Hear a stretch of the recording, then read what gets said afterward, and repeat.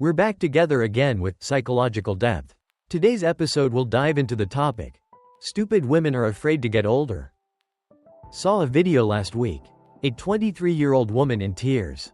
Actual tears. Streaming down her face as she pointed at her forehead.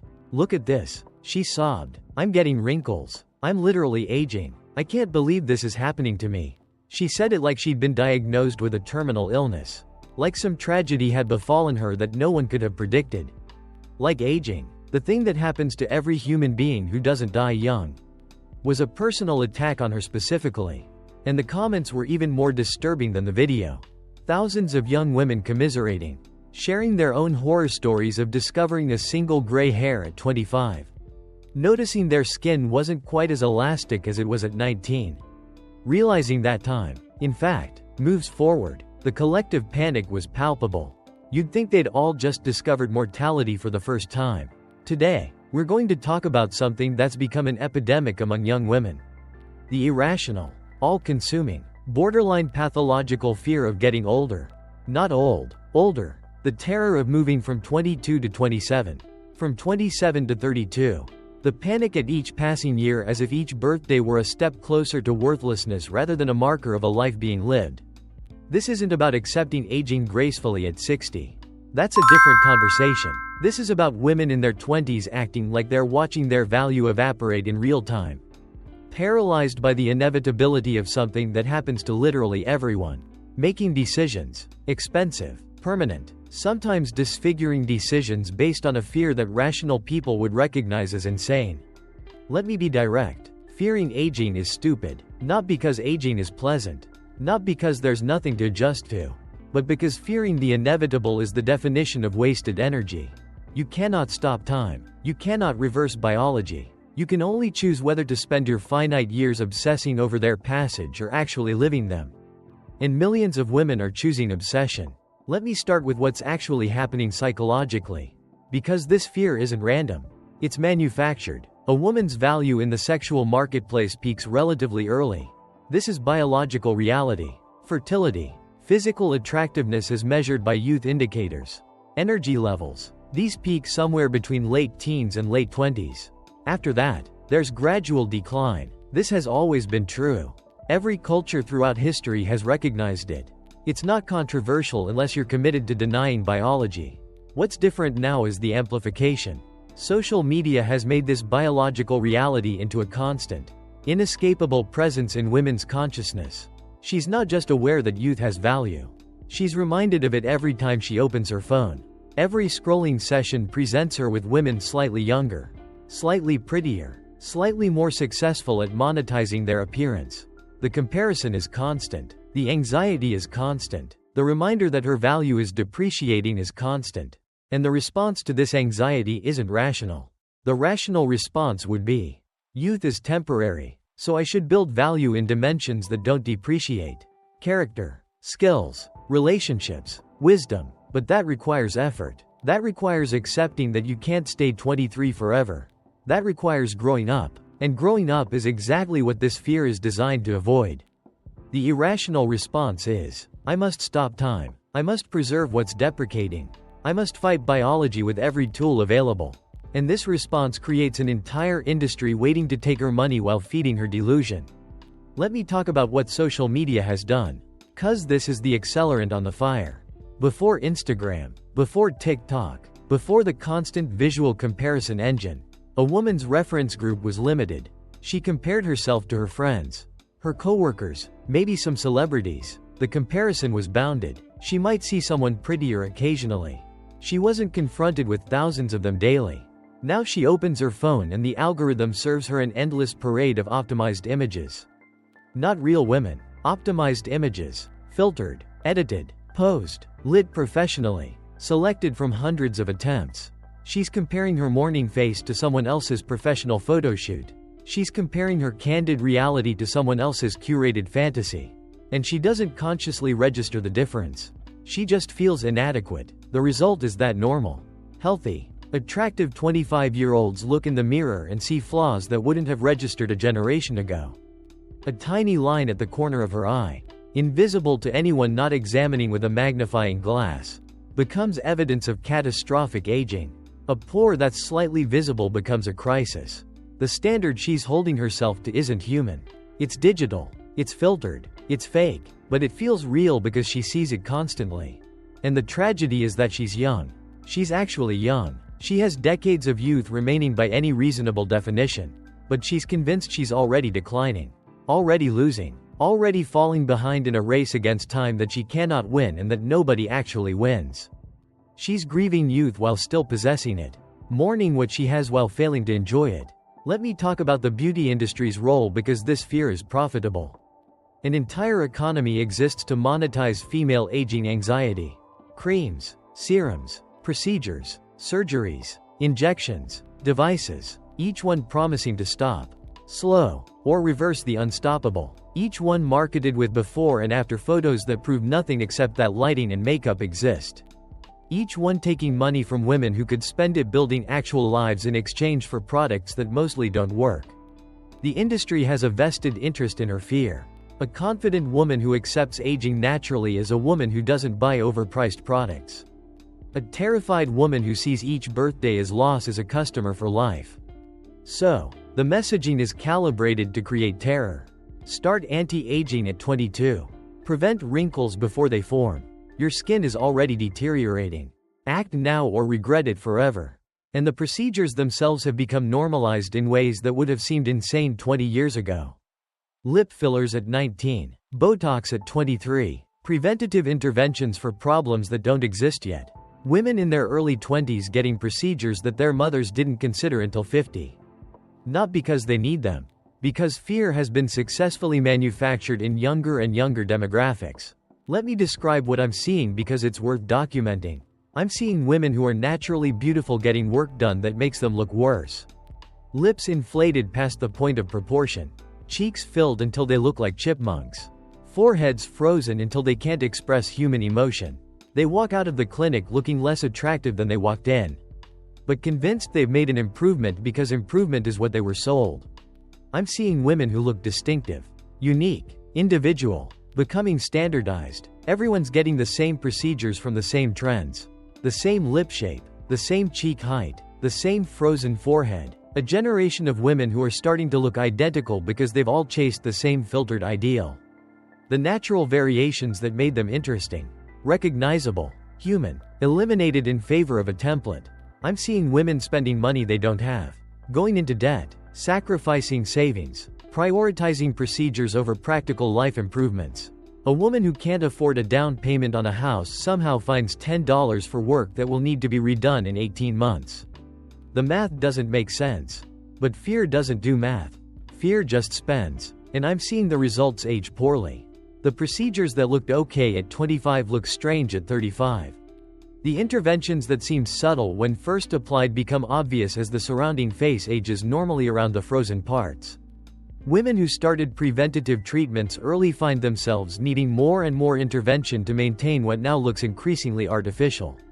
They've stepped onto a treadmill that accelerates rather than slows. Let me address the psychology underneath because this isn't really about wrinkles.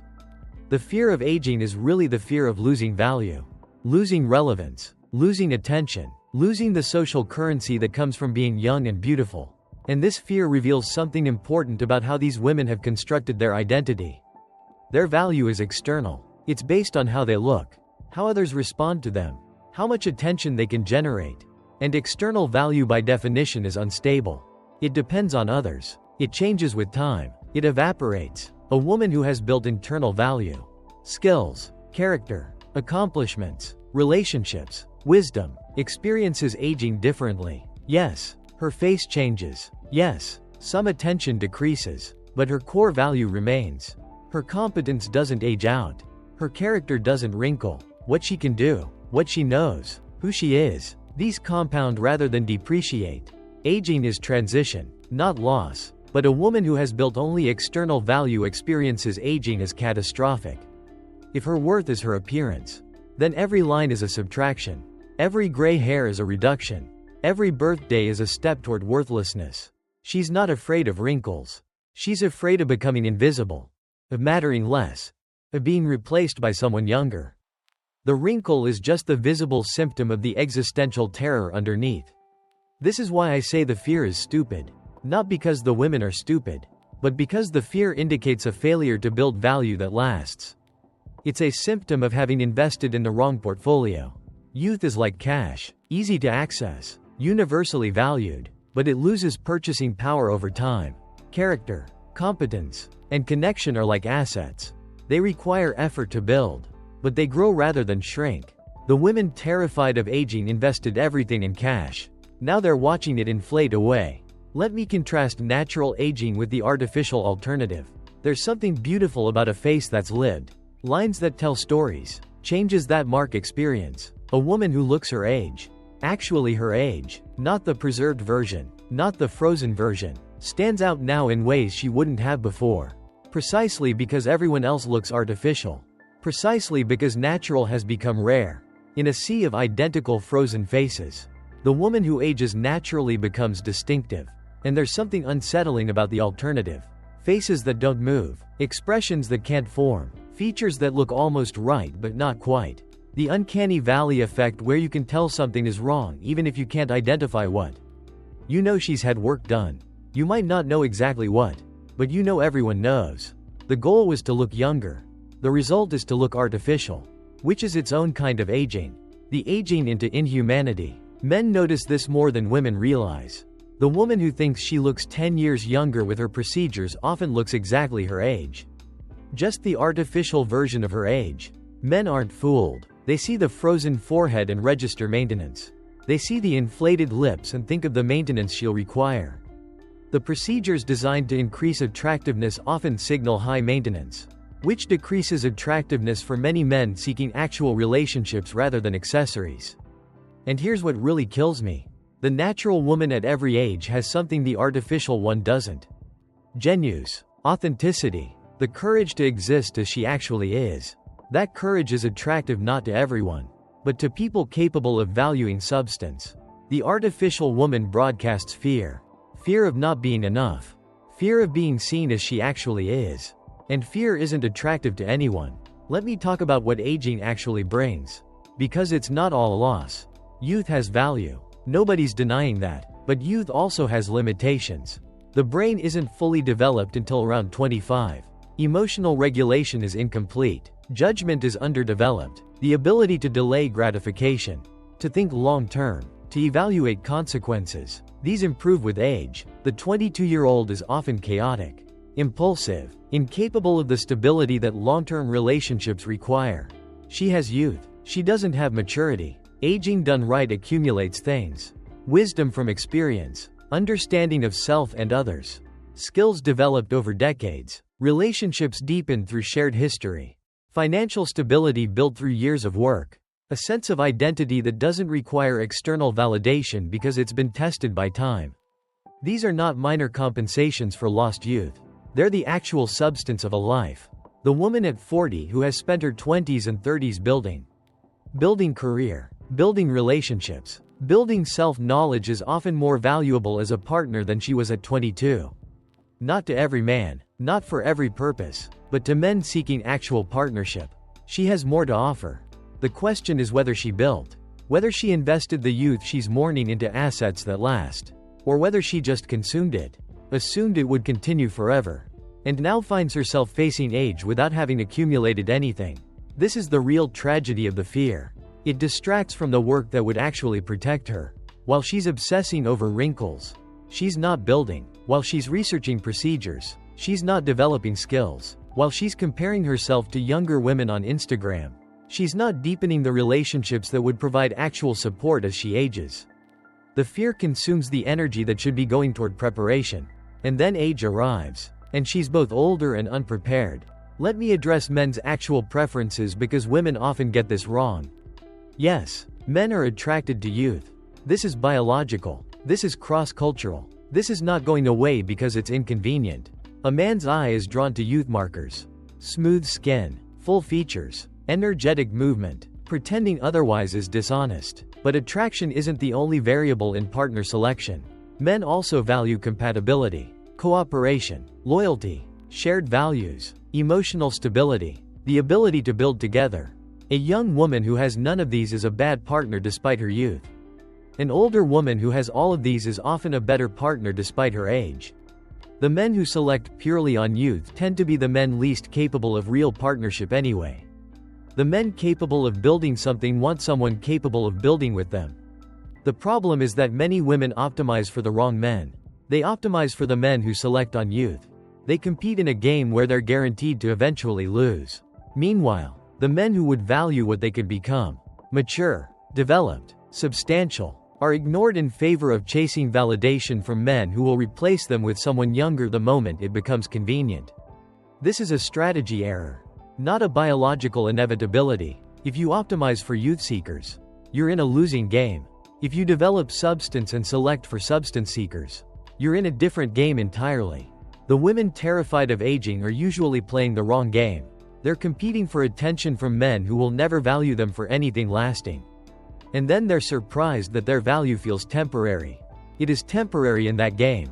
Let me talk about the industry of exploitation. Because someone is profiting from this fear. Follow the money. Who benefits from women being terrified of aging? The beauty industry, the cosmetic surgery industry, the skincare industry, the wellness industry, the influencers pushing products, the clinics offering procedures, the manufacturers of creams that mostly don't work. Billions of dollars flow from frightened women to people selling solutions to an unsolvable problem. The marketing is sophisticated. It doesn't say you're worthless if you age. It says self-care and investment in yourself and you deserve to feel confident. It wraps exploitation in empowerment language.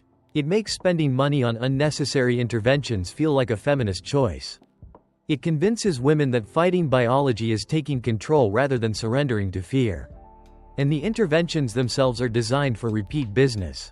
The filler dissolves. The Botox wears off. The effects fade. You're not buying a solution. You're buying a subscription to temporary modification that requires ongoing payments. The customer who accepts aging is a customer lost. The customer who fights it is a customer for life. The incentives are clear. The industry needs her afraid. I want to be clear about what I'm not saying. I'm not saying all cosmetic procedures are wrong. Some people have legitimate reasons for intervention. Some procedures improve quality of life in real ways. A person with a genuine deformity isn't stupid for seeking correction. A person with actual age-related changes that affect function has legitimate considerations. What I am saying is that the epidemic of 23-year-olds getting preventative Botox is insane. The normalization of lip fillers as a rite of passage is insane. The terror of normal, healthy, attractive young women at the first sign of being normal, healthy, aging adults is insane. The industry has successfully convinced people who need nothing, that they need everything, and the people are paying. Let me address the social dynamics. Women are doing this to impress other women as much as to attract men. The Instagram comparison game is largely female to female. Women notice each other's work. Women judge each other's maintenance. Women compete in appearance wars where the arms race requires escalating intervention just to stay competitive. Men often prefer less intervention. Women keep escalating anyway, because the audience they're performing for is at least partially other women. This creates a collective action problem. If every woman agreed to stop the escalation, everyone would benefit, but any individual woman who stops while others continue falls behind in the competition. So everyone keeps escalating. More intervention, earlier intervention, more money spent, more natural beauty destroyed in favor of standardized artificial beauty. And no one can step off because stepping off means losing. The only way to escape is to refuse to play. To decide that the competition isn't worth winning. To invest in dimensions where the arms race doesn't apply. But this requires confidence that most women don't have. Because most women have been trained since childhood to compete on appearance. To value themselves by how they look relative to others. To fear the loss of position in a hierarchy that only matters to people who've accepted its rules. Let me talk about what actually happens with age. Your 20s are chaotic. You don't know who you are. You don't know what you want. You make bad decisions because your brain isn't finished developing. You mistake intensity for compatibility. You choose partners poorly. You haven't accumulated enough experience to have wisdom. Your youth is real, but your judgment is terrible. Most people look back on their 20s and cringe at who they were. Your 30s bring clarity. You know yourself better. You've made enough mistakes to recognize patterns. You've been burned enough to have realistic expectations. You can tell the difference between infatuation and compatibility. Your career has developed if you've invested in it. Your relationships have deepened if you've maintained them. You're becoming someone rather than still trying to figure out who that might be. Your 40s done right. A prime. You have resources. You have self-knowledge. You have perspective. The chaos of youth has settled into stable direction. You're no longer wondering what you'll become.